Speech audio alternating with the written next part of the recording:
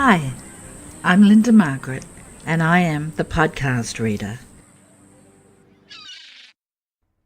Much of my intent in publishing these stories is to read those books which have shaped our culture, that most people at least know the title of, yet have probably never read. Today's book falls beautifully into that category. The book I have chosen for our next study is The Phantom of the Opera. Most of us are aware of the musical The Phantom of the Opera by Andrew Lloyd Webber. What is lesser known is that this story was brought to life by a French writer, Gaston Leroux. The story was published in serialized form in 1909, 1910, and as a novel in 1911. The real-life mystery of a ghost in the Paris Garnier Opera House was a possibility that fascinated Gaston Leroux. He proceeded to present it as a crime mystery drama. The book was originally written in French, but we will be reading an English translation. Today we will enter our journey by reading the prologue, in which the author of this singular work informs the reader how he acquired the certainty that the opera ghost really existed. The opera ghost really existed.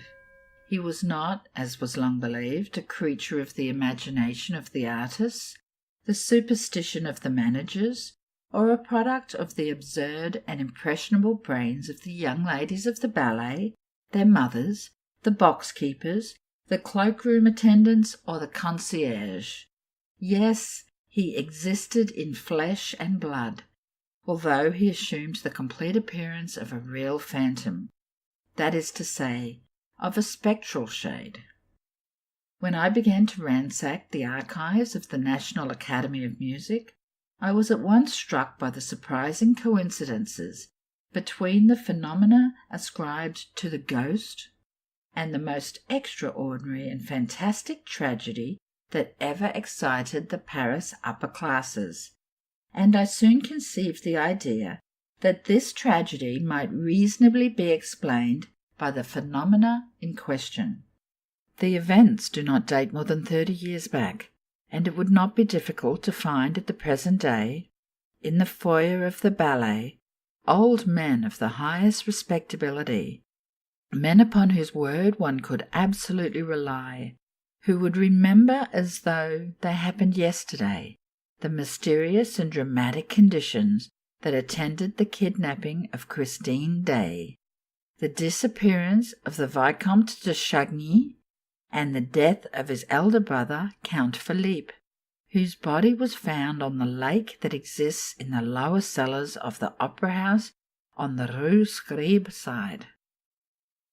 But none of those witnesses had until that day thought that there was any reason for connecting the more or less legendary figure of the opera ghost with that terrible story. The truth was slow to enter my mind, puzzled by an inquiry that at every moment was complicated by events which, at first sight, might be looked upon as superhuman, and more than once I was within an ace of abandoning a task in which I was exhausting myself in the hopeless pursuit of a vain image.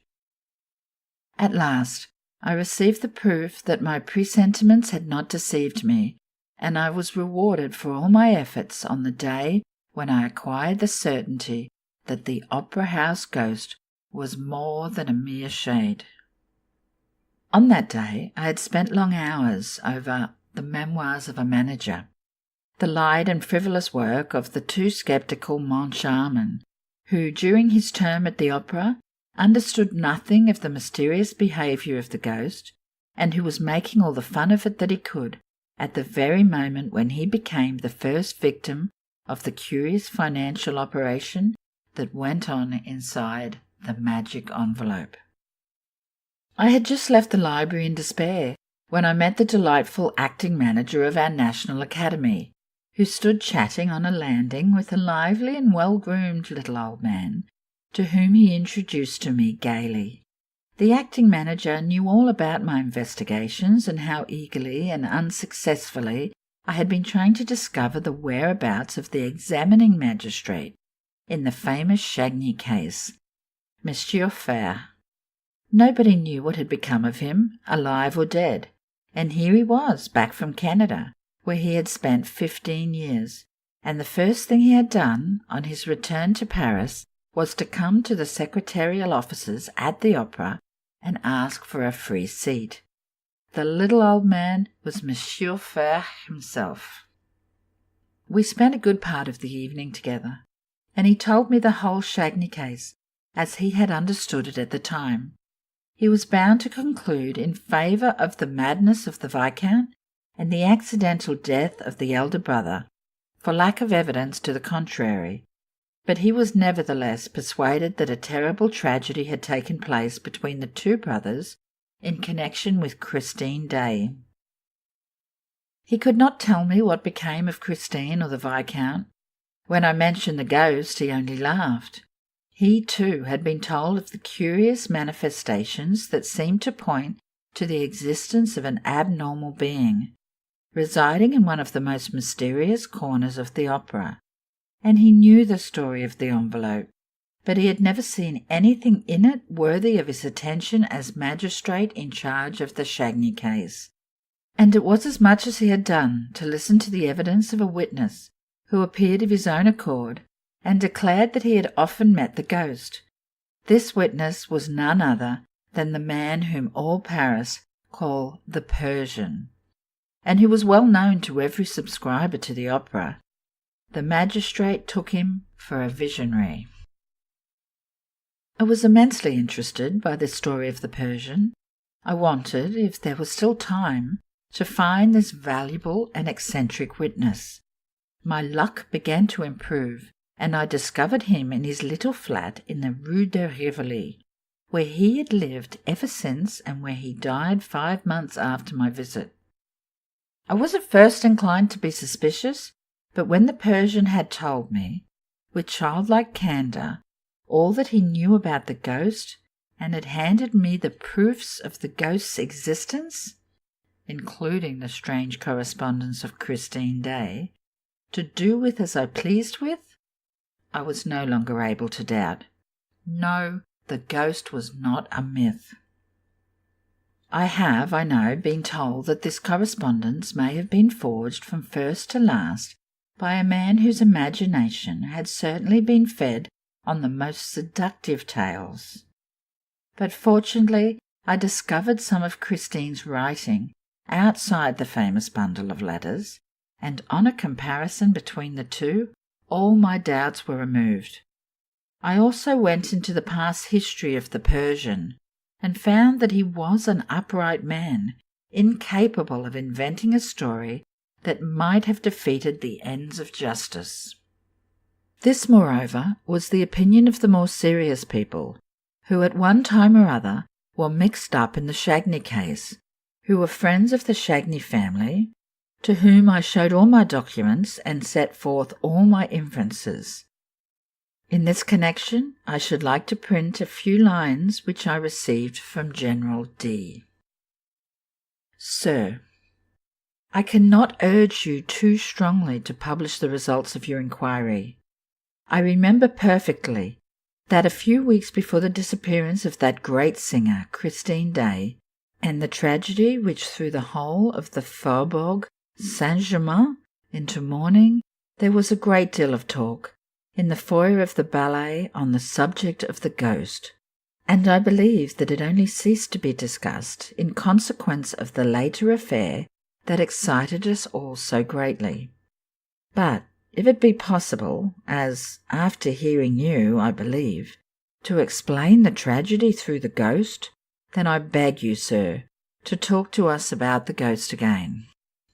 Mysterious though the ghost may at first appear, he will always be more easily explained than the dismal story in which malevolent people have tried to picture two brothers killing each other who had worshipped each other all their lives. Believe me, etc. Lastly, with my bundle of papers in hand, I once more went over the ghost's vast domain, the huge building which he had made his kingdom. All that my eyes saw, all that my mind perceived, corroborated the Persian's documents precisely, and a wonderful discovery crowned my labours in a very definite fashion. It will be remembered that later, when digging in the substructure of the opera, before burying the phonographic records of the artist's voice, the workmen laid bare a corpse. While I was at once able to prove that this corpse was that of the opera ghost, I made the acting manager put this proof to the test with his own hand, and it is now a matter of supreme indifference to me if the papers pretend that the body was that of a victim of the Commune. The wretches who were massacred under the Commune in the cellars of the opera were not buried on this side. I will tell where their skeletons can be found in a spot not very far from that immense crypt which was stocked during the siege with all sorts of provisions. I came upon this track just when I was looking for the remains of the opera ghost, which I should never have discovered but for the unheard-of chance described above. But we will return to the corpse and what ought to be done with it. For the present, I must conclude this very necessary introduction by thanking Monsieur Meffroy, who was the Commissary of Police called in for the first investigations after the disappearance of Christine Day, Monsieur Remy, the late secretary, Monsieur Mercier, the late acting manager, Monsieur Gabriel, the late chorus master, and more particularly Madame la Baronne de Castelnau-Barbezac, who was once the little Meg of the story, and who is not ashamed of it, the most charming star of our admirable corps de ballet, the eldest daughter of the worthy Madame Giray, now deceased, who had charge of the ghost's private box. All these were of the greatest assistance to me, and thanks to them I shall be able to reproduce those hours of sheer love and terror in their smallest detail before the reader's eyes. And I should be ungrateful indeed if I omitted, while standing on the threshold of this dreadful and veracious story, to thank the present management of the opera, which has so kindly assisted me in all my inquiries, and Monsieur Messager in particular, together with Monsieur Guébillon, the acting manager, and that most amiable of men, the architect entrusted with the preservation of the building, who did not hesitate to lend me the work of Charles Garnier, although he was almost sure that I would never return them to him. Lastly, I must pay a public tribute to the generosity of my friend and former collaborator, Monsieur G. Lacroix, who allowed me to dip into his splendid theoretical library and to borrow the rarest editions of books by which he set great store. Gaston Dreyroux. I do hope that you can see past my horrid French pronunciation. I lived in France for 4 years, but I was a hopeless case in learning the full nuances of the language. This book is partly written based on prior criminal occurrences, but also includes much that is apocryphal and from the imagination of the author. For that reason, I will not try to dissect the parts of Lavroux's prologue into truths and imaginations.